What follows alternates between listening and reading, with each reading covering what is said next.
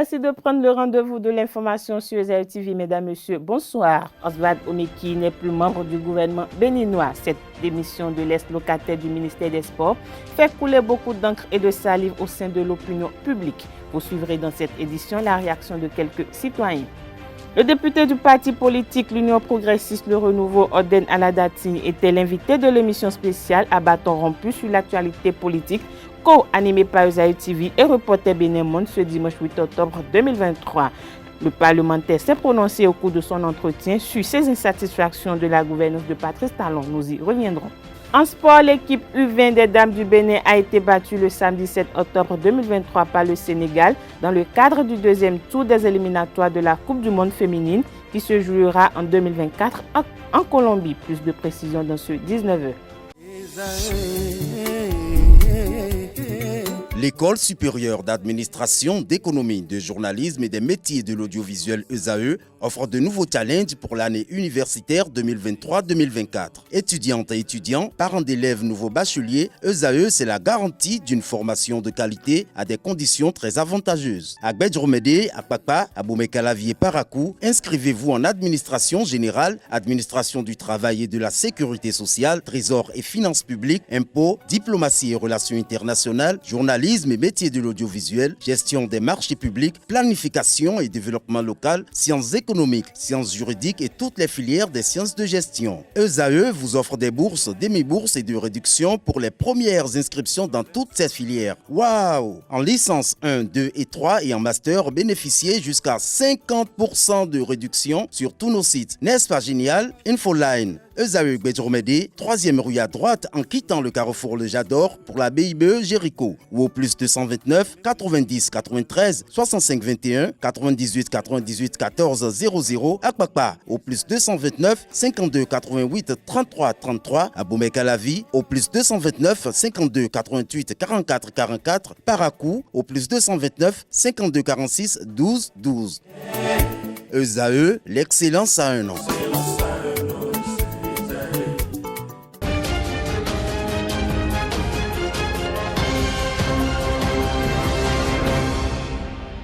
Bonsoir, le député Oden Aladati du parti politique Union progressiste Le Renouveau était l'invité de l'émission spéciale à bâton rompu sur l'actualité politique co-animée par ESAE TV et Reporter Bénin Monde ce dimanche 8 octobre 2023. À l'occasion, le président de la commission des lois du Parlement s'est prononcé sur la gouvernance de Patrice Talon depuis 2016 à nos jours. Il s'exprime au micro d'Abdelkader Achirou et Pissounyo.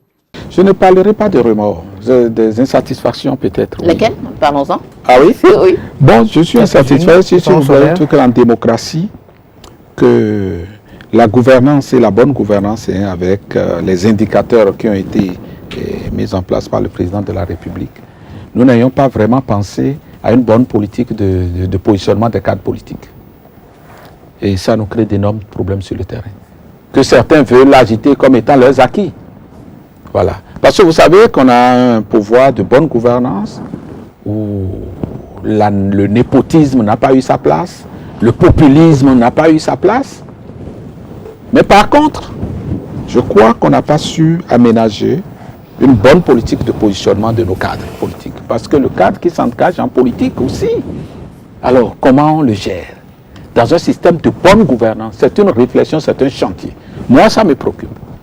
Et si demain, il y avait quelque chose à corriger, hein, quand on dit donc il faut pérenniser l'œuvre, cet aspect-là, on devrait pouvoir le corriger. Quand j'y pense, quand je vois les cadres qui se mouillent au quotidien, et puis voilà, le président de la République est dans sa tête dans une transition, d'accord, les règles sont édictées. Dans le respect de ces règles-là, je dis le chantier. Et comment ça a été fait dans les grandes démocraties, les États-Unis et autres? Quand les démocrates viennent au pouvoir, ceux qui sont des cadres démocrates, quelle est la marge? Tout en respectant les règles républicaines de transparence. C'est une question et c'est tout un chantier qui me préoccupe, par rapport auquel je n'ai pas beaucoup de réponses aujourd'hui, mais que je sais que c'est un chantier qui devrait être ouvert. Fondamentalement, c'est le sens 2 mois mon insatisfaction. Est-ce que vous en avez parlé au sein du parti ou... On en parle et je vous ai dit que nous sommes dans une transition et vous voyez bien et puis ce qu'on reproche, c'est pas un pouvoir clanique, c'est pas un pouvoir partisan. Le chef de l'État, je crois que dans sa tête, et c'est même ça fondamentalement, il est venu pour une mission et puis les aspects que je suis en train d'évoquer là, après ça passe au second plan. Parlons éducation dans cette édition à travers un communiqué. Le recteur de l'université d'Abomey-Calavi, Félicien Avlessi, a dévoilé les périodes des inscriptions pour le compte de l'année universitaire 2023-2024.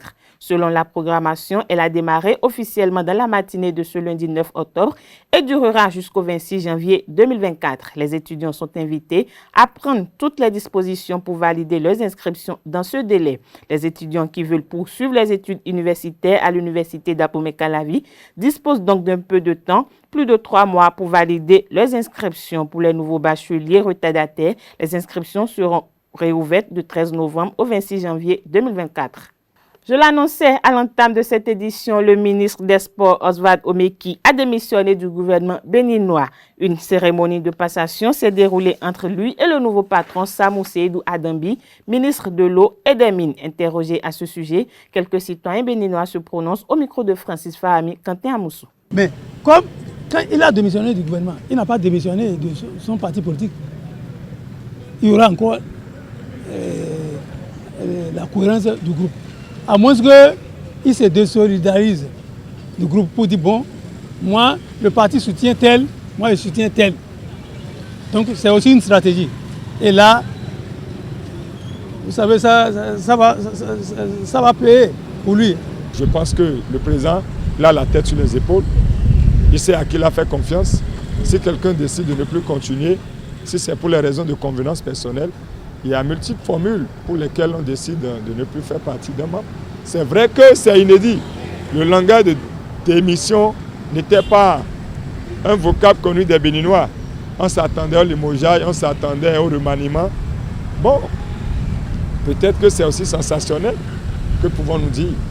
Et on ne dira pas que tout est rose, mais on ne dira pas que l'homme aussi n'a pas fait ce qu'il a pu. En Conseil des ministres, le mercredi 20 septembre 2023, le gouvernement béninois a décidé de l'implémentation de la phase pilote de l'initiative des classes socio-éducatives dans 20 collèges d'enseignement général. Elle démarre dans les classes de 6e à cette rentrée académique 2023-2024 dans 20 établissements d'enseignement secondaire à raison de 10 en milieu urbain et 10 en milieu rural et périurbain répartis dans les 12 départements du pays. Suivez au micro de Quentin Amoussou et Francis Fahami quelques citoyens béninois qui apprécient cette initiative. Les appréciations sont bonnes. Tout ça, c'est de l'innovation. C'est ancré dans les réformes.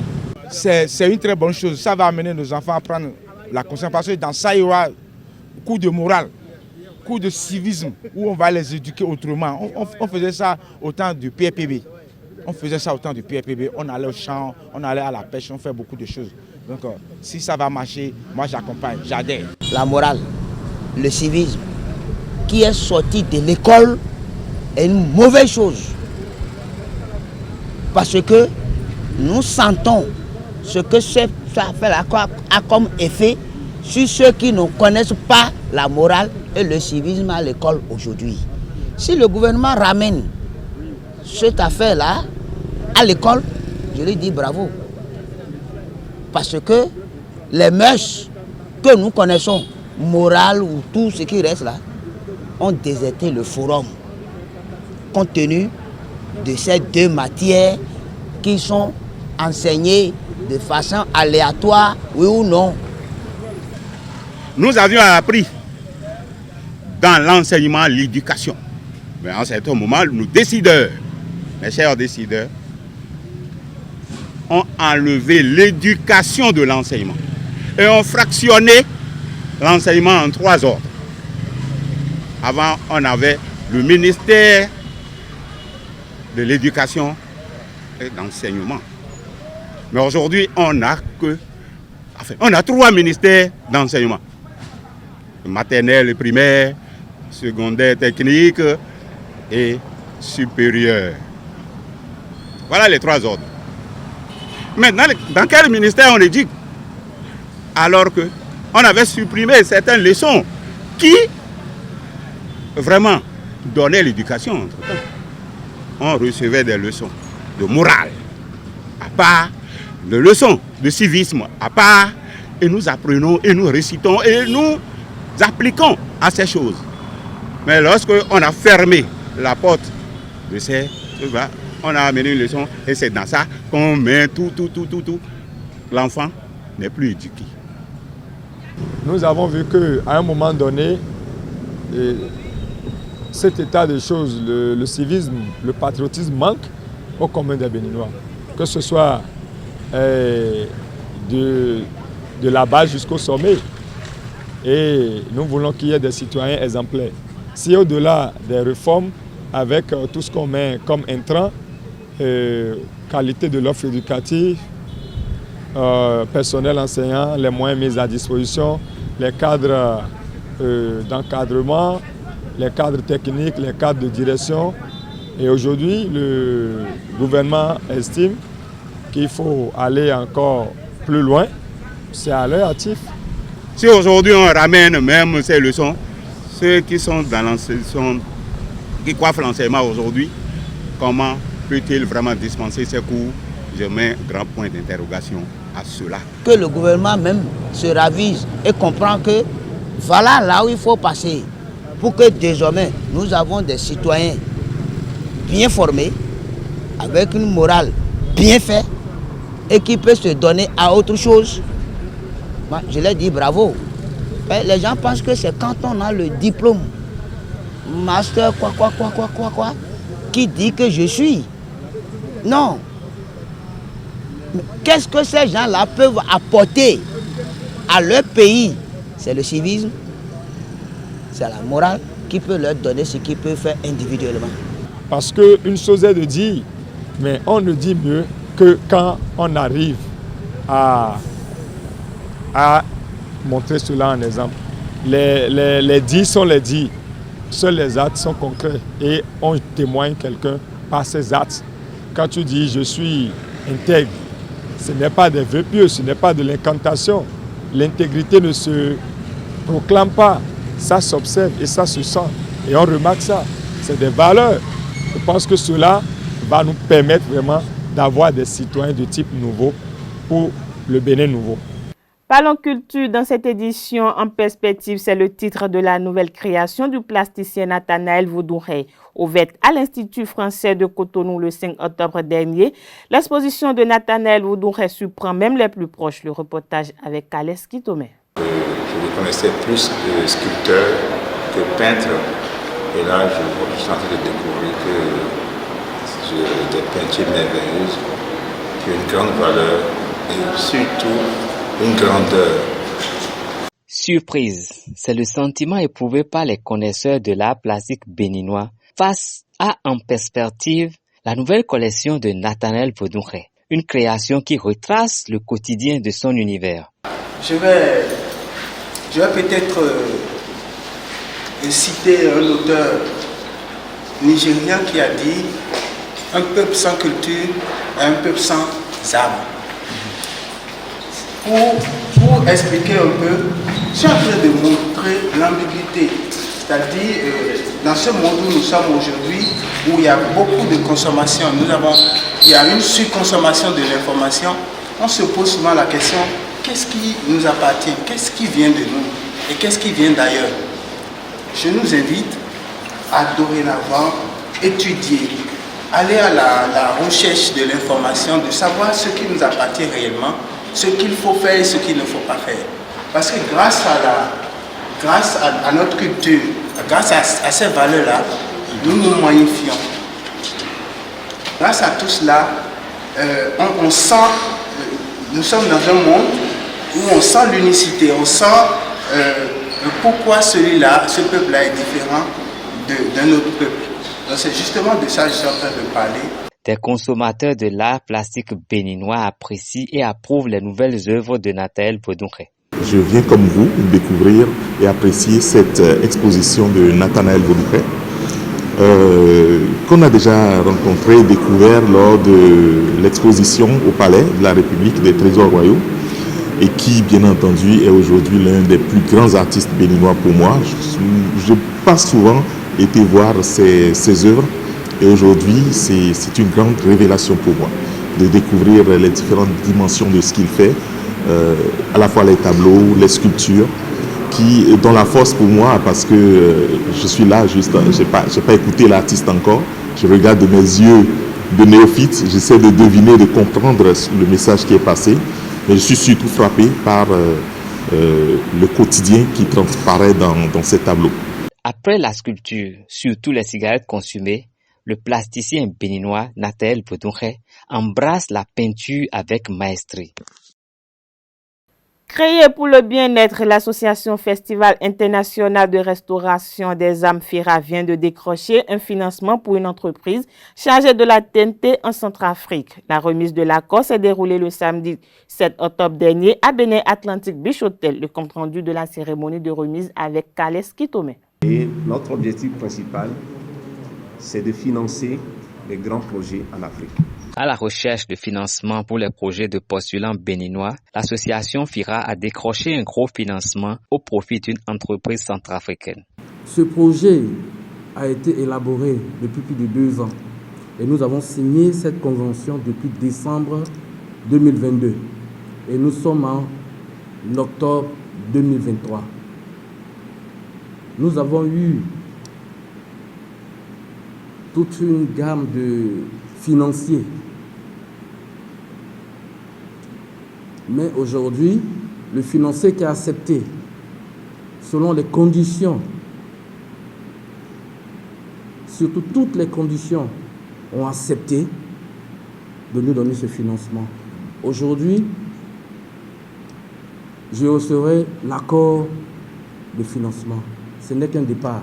Le président de l'association FIRA rassure les particuliers porteurs de projets en ce qui concerne l'aboutissement de leurs demandes. Remercier le beau Dieu qui nous a donné la restauration des âmes. Et cette restauration a commencé par le Bénin, notre cher pays. Du Bénin, nous sommes allés directement en République centrafricaine.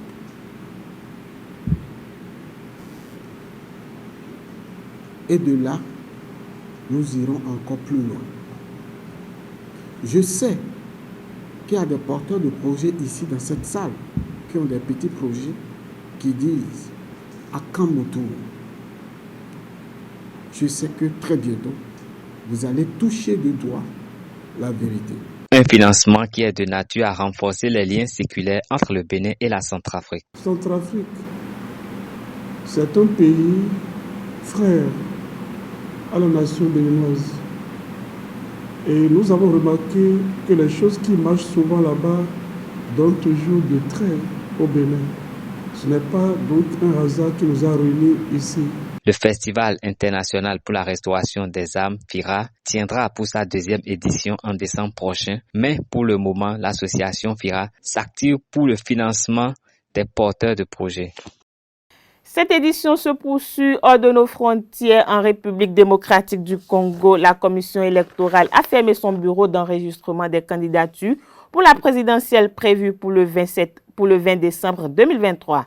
Les prétendants à la magistrature suprême ont eu un mois pour déposer leur dossier selon la loi électorale. La CENI a désormais 15 jours pour valider sa liste provisoire et l'envoyer à la Cour constitutionnelle qui aura aussi 15 jours pour trancher les contentieux et valider la légalité des candidatures. Au plus tard, le 8 novembre, on aura donc une idée claire des prétendants. La liste définitive sera, elle, publiée le 18 novembre à la veille du début de la campagne électorale. Les États-Unis ont commencé à envoyer de l'aide militaire à Israël avec de nouvelles munitions et à rapprocher leur groupe aéronaval en Méditerranée, marquant un soutien rapide à leurs alliés historiques surpris par des attaques du Hamas palestinien. Le président américain Joe Biden a annoncé qu'une première assistance pour les forces israéliennes est déjà en route. De l'équipement, du matériel et de munitions, une aide qui était déjà prévue dans le cadre des 3 milliards de dollars de soutien militaire fournis chaque année aux Israéliens par Washington. Parlons sport dans cette édition. Le tournoi de football Afosogbe édition 2023 a connu son épilogue ce dimanche au stade René Pleven de Cotonou. Au terme d'une finale fermée, Akpakpa Dodoma a pris le dessus sur Ramses FC, 1-0. Le reportage avec Seton Delarius à Diagbeno.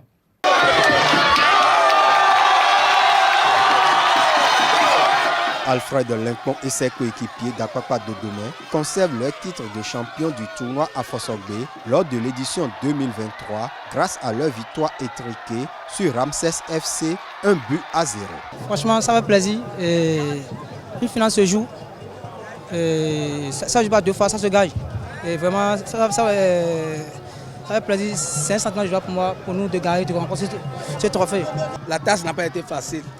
Et Dieu merci qu'on est arrivé à bout. On est arrivé et je ne peux que remercier les uns et les autres. Félicitations à tous les joueurs, à tous les dirigeants et à toute la population d'Akpakpa Dodoma. Les enfants ont manqué un peu de tact parce que à des moments je les ai rappelés à l'ordre et ils étaient tellement dans l'euphorie du match qu'ils sont passés un peu à côté. Donc on aurait mieux fait. Il a fallu attendre la seconde période pour assister à l'inscription du seul et unique but de cette finale.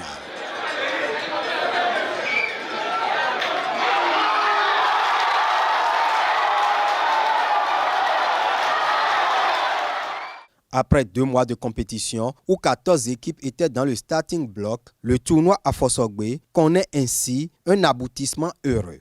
Je remercie d'abord tous les participants de la compétition et aussi les frères d'à côté qui m'ont aidé à terminer en beauté la compétition. Sinon, il faut que Dieu nous prête vie pour que nous aidons de temps en temps la jeunesse béninoise. Parce qu'il le faut, surtout les U13 et les U15, il faut que nous les aidons à tout moment, que ce soit pendant les vacances ou surtout les mercredis en week-end. Il faut que nous profitons et pouvoir organiser la compétition pour des enfants. L'objectif fixé a été atteint. Des participants tirent un satisfait au comité d'organisation de la compétition. Merci pour le travail parce que c'est une occasion pour les enfants de se faire promouvoir.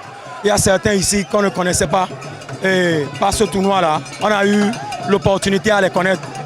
Donc ça fait la publicité de nos jeunes et je les remercie vraiment. Nous ne pouvons que remercier l'organisateur, tous ceux qui ont contribué à l'organisation de ce tournoi. Et merci à eux pour que prochainement ils puissent aller plus et que vive le football. À l'heure des récompenses, les champions sont repartis avec un trophée, un jeu de maillot, une enveloppe financière et des ballons. Les vice-champions ont reçu un trophée, une enveloppe financière et un ballon. Le meilleur buteur de la compétition a été également distingué. Rendez-vous à la prochaine édition en 2024.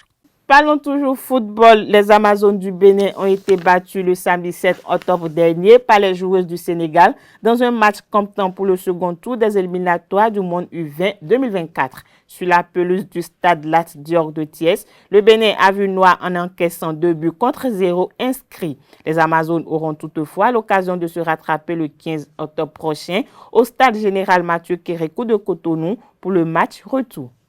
C'est sur cette information sportive que prend fin cette édition. Merci pour votre attention.